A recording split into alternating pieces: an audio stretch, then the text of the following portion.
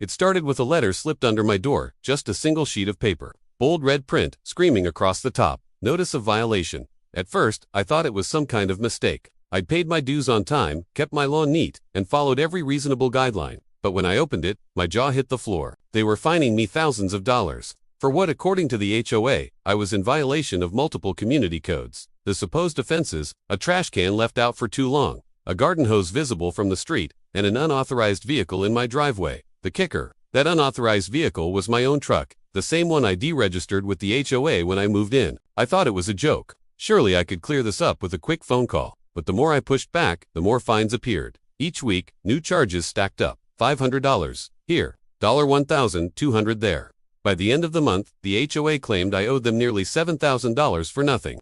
That was the moment I realized this wasn't about rules, this was about power, and they thought they had me cornered. At first, I tried reasoning with them. I showed proof of my vehicle registration. I showed security footage of my trash cans being taken in on time, but they didn't care. Karen, the self-appointed queen of the HOA, looked me dead in the eyes at the next board meeting and said, "We have discretion. Pay the fines, or face legal consequences." The smug look on her face told me everything. They weren't enforcing rules, they were running a racket. They expected me to roll over, hand them my money, and accept their control.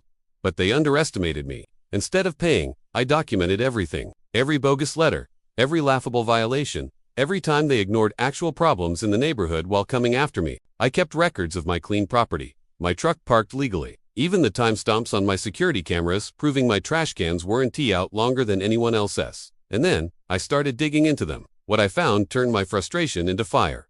Karen, who fined me $500 for a non-standard mailbox. Hers wasn't on the approved list either. The treasurer, who threatened to put a lien on my home. He hadn't paid his own HOA dues in over a year. And the vice president, he had built a massive backyard deck without any permits. They weren't just hypocrites. They were breaking more rules than anyone else in the community. And now, I had the proof. The showdown came at the next HOA meeting. I didn't go alone. No. By then, I'd rallied several neighbors who'd been hit with similar bogus fines. One had been charged $300 because her flowers were too bright. Another was fined for unauthorized decorations when her kids drew chalk art on the sidewalk. We showed up together, ready for war. Karen started the meeting with her usual smug tone. "First order of business," she announced, "is the repeated non-compliance of Mr. Your Name." That's when I stood up. "Actually," I said, "the first order of business should be addressing this." I handed the stack of documents to the crowd, copies of every fake fine I'd received, side by side with photos proving they were baseless. Gasps rippled through the room, and then I dropped the bombshell, the evidence of their violations.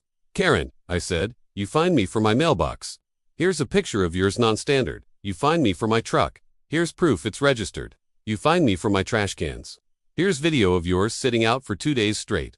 The room went dead silent. Karen's face drained of color. But I wasn't finished. "While you've been extorting homeowners for every penny you can, you've been ignoring your own violations and even breaking the law. And I'm done staying quiet. If this doesn't stop today, I'll take this evidence to the county, the state, and every local reporter who will listen." What happened next was chaos. Neighbors who had been silent for years erupted with their own stories. They fined me for my shutters while Karen painted hers pink first. They said my driveway had cracks, but look at theirs.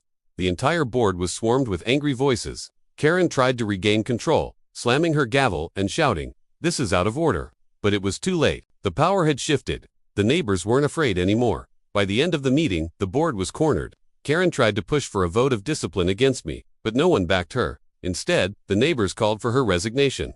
And when she refused, we voted right then and there to remove the entire board. But here's the best part. A week later, I followed through. I took the evidence to the county. They launched an investigation into the HOA's finances. And guess what? My suspicion was right, funds were being mismanaged. Thousands of dollars in fees had mysteriously disappeared into personal accounts. The HOA wasn't just corrupt, they were criminal.